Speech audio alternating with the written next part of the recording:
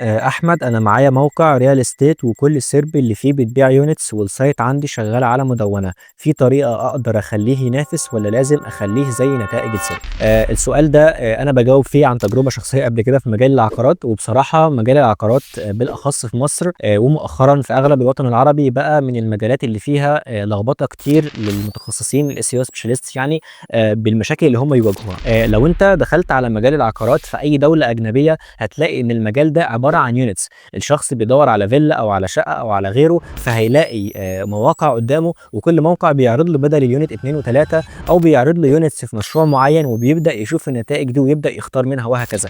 نيجي بقى للوطن العربي، لما انت تدور على نتائج فانت هتلاحظ ان في مدونات، واصلا العميل في كل الحالات السيلز لما يكلمه هيشرح له مميزات وعيوب المشروع والكلام ده كله. بس للاسف في اوقات كتير بنكون مضطرين ان احنا نحاكي المجال بتاع السوق شغال ازاي، بمعنى ان في بعض الكي ووردز بنلاحظ ان انا لو عامل مدونه باخد فرصه كبيره للظهور، وفي بعض الحالات التانيه لو انا عامل يونتس بيكون عندي فرصه كبيره للظهور، لان الموضوع معتمد بشكل كبير على السيرش انتنت هنا وعلى السيرب عندي بيقول ايه. فبالتالي انا لو السيرب بتاعي في مواقع كبيره ومستقره بقالها زمان ومشغله طريقه اليونتس، فانا بيكون فرصتي اكبر اني اطلع لما اشتغل يونتس. والعكس صحيح، لو انا عندي سيرب كلها بلوجز فبيكون فرصتي اكبر اني اطلع بالبلوجز. مع العلم القاعده مش عامه اطلاقا، في بعض الحالات لو السيرب كله يونتس ممكن انا اطلع ما بينهم، ولو السيرب كله مقالات ممكن اطلع ما بينهم. فبالتالي الموضوع معتمد على تحليل السيرب وتحليل المجال بشكل كبير جدا قبل ما تدخل. ولو عندك اي سؤال وحابب نجاوب عليه تقدر تسيبه في التعليقات، وما تنساش تنضم لاكتر من 15,000 عضو على ادفانس ديجيتال ماركتنج.